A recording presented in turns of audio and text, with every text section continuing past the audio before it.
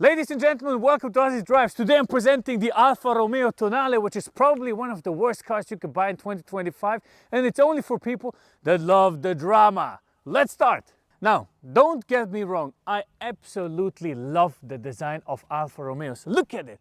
It looks aggressive, it looks fast, it looks very mean, right? We have those beautiful three-styled LEDs in the front, the headlights. We have the nice and lovely Alfa Romeo style grille here. I really like the looks. It really does look very mean and aggressive.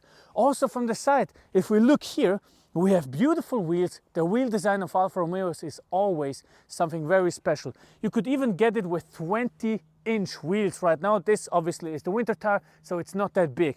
But we have some Brembo brakes. You know, those are things that work with Alfa.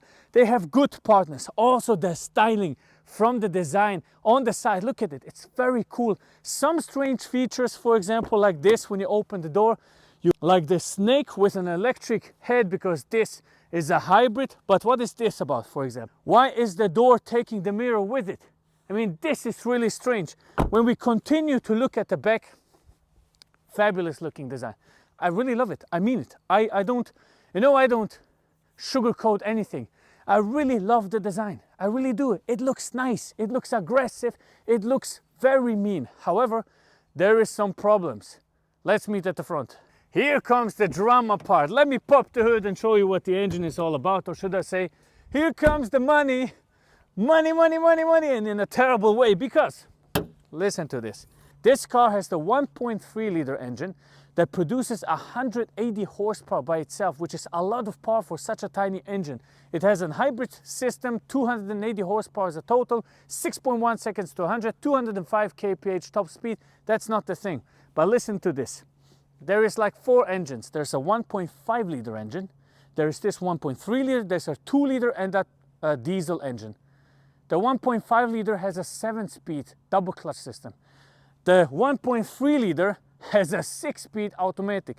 The 2 liter has a 9-speed ZF automatic, and the diesel has a 6-speed double clutch system. Where the hell does this make any sense? Imagine you have an issue with this car. It's going to be terrible. Waiting for months just for a gearbox. Why not consolidate all of that shit? It's crazy to me.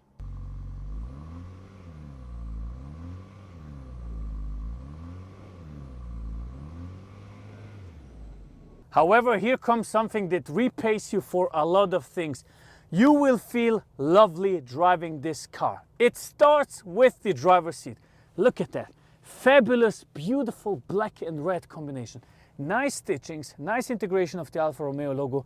Alcantara, which feels wonderful. Leather on the side, which also feels wonderful. You have this beautiful steering wheel that is so nice. What a nice feel it has in the hands. You have aluminum shifting panels and a bunch of animations. I mean, look at that. It shows you the car here in the speedometer. You have a lot of things that you can enjoy, right? The gear lever is also not that bad. Of course, there's some plastic use, but this car is not that expensive. This is a used one. You can buy it for 50K. Brand new, it costs 60K. We have Alcantara. Here we have nice design. It doesn't rattle or scratch. It's not a bad build, right?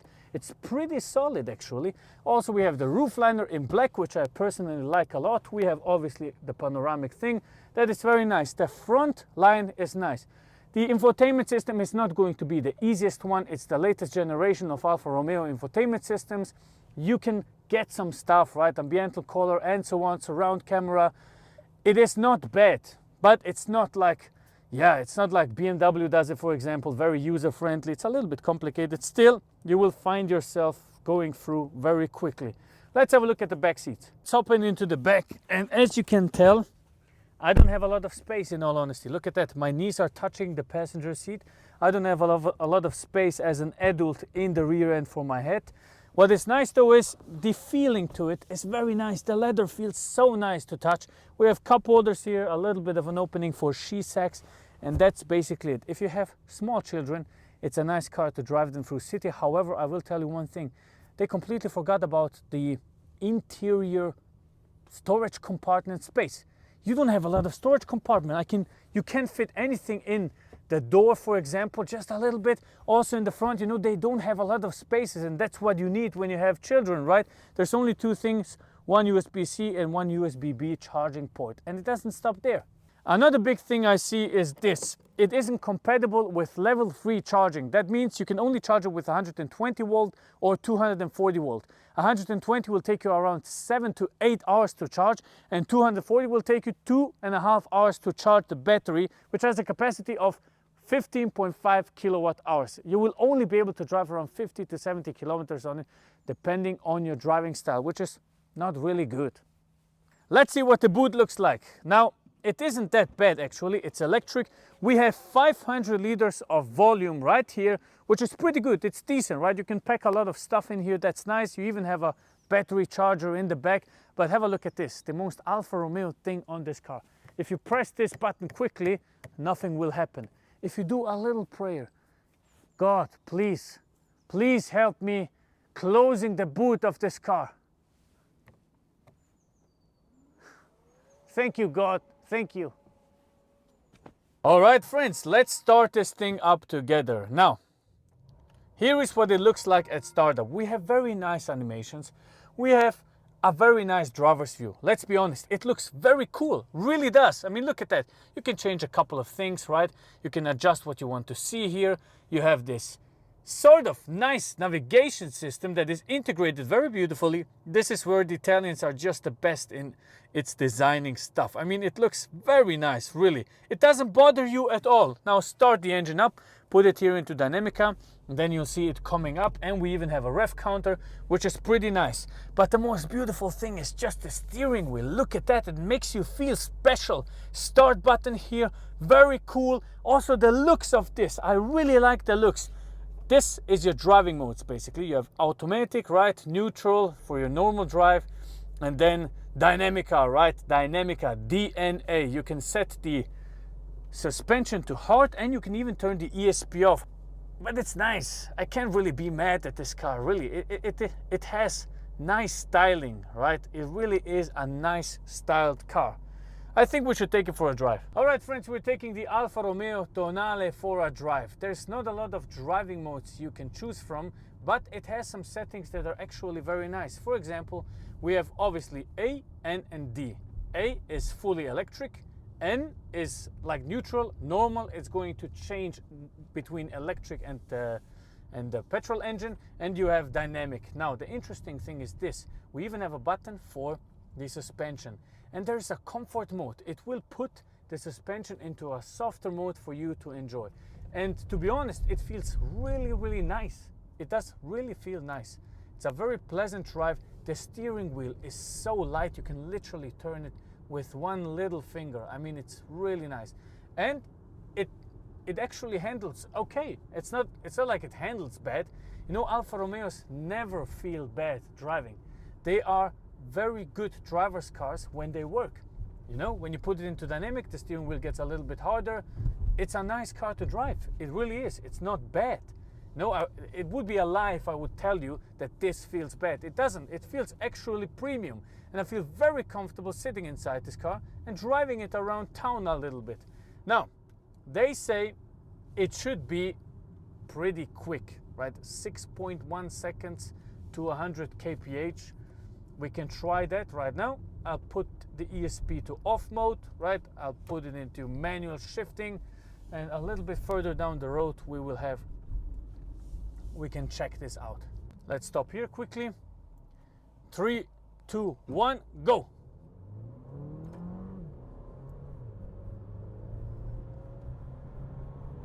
That's 100. It doesn't feel quick. Even though it has 280 horsepower, accelerating from a standstill doesn't feel quick at all. It really doesn't. Let's try it one more time. It's a little strange how it shifts. I'll just leave it into drive. That was a little better. That was a little better. That's 100. It's okay. It's not that bad. Cornering performance, my opinion, it's okay, right? It's not that bad, really. It's a good car. I can tell you that. It's a good car to drive, especially if you're living in a city, if you have small children. It's a good dad's car. And it looks nice. And that's the most important thing. So, let's go to the Autobahn and see how the experience is there. And I'll be honest with you, the Autobahn experience is not really the most pleasant one. It's a little bit loud inside the cabinet. It's not very silent. You can tell that the wind resistance is pretty high. And also the claim that they said it would only use 1.5 liters doesn't hold true. I'm looking at 8.3 liters as a square. Obviously, we pushed the car a little bit and we didn't try a fuel economy test. But still, I think personally this car will use around 7 to 8 liters if you drive it normally. If you charge it up fully and then go to the petrol station after 100 kilometers, you're probably looking at 2.5 liters, which is not that bad, right? But you have to charge the car up. However, it's interesting to me because the persona of somebody that drives an Alfa Romeo is very interesting to me. Alfa Romeo drivers are basically, they want the drama. They literally want it. They want to drive this car, for example, from here to Genoa, right, 500 kilometers, and the drive will be an adventure itself. The engine will show you a failure probably, a tire is going to explode, maybe you have some brake issues, maybe all of a sudden you don't see the speedometer. You want the drama, right? You want to go out with your friends, have a drink and talk about how shitty your car is, just to then buy another Alfa again. It's crazy to me. But you know what? I respect you, man. I respect you. I respect you to dare something, to not go the safe road, right? To take an Alfa Romeo. I respect you for that. Is it a car that I would prefer over a Skoda, for example? I don't really think so, right? I don't really think so. But if you're just living in the city and you want it to be a little bit fancy, a car that people would turn around to see what car was it, right? It's a nice thing, in my opinion, right? I think it's more the looks and the feel inside the cabinet here on a city drive, maybe on some landly roads, that will really trigger an Alfa Romeo Tonale. Is it the best car I have driven in my life? No. Is it the best mini SUV I have driven? Absolutely not. But it's comparable to them, right? And to be honest, this or a Q3, I probably would take this. I know the Audi is more reliable, but this is much cooler. It's much cooler and I like it. And that's my take on it.